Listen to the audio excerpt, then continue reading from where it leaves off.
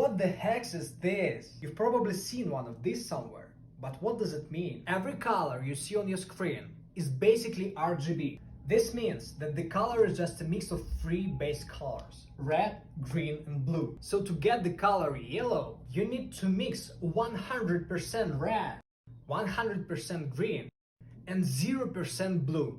Alright, but what do these codes mean? They consist of 6 numbers. Yeah, you say you see letters in them. These are hexadecimal numbers, which means that the value could be from 0 to 9 and from A to F. 16 variants for each position. So 6 numbers. What do they mean? Every pair of numbers represents the amount of corresponding color. The first pair is red, the second pair is green, and the last pair is blue. 00 means 0% of this color. FF means 100% of this color. 256 variants for each color. So the color yellow hex code is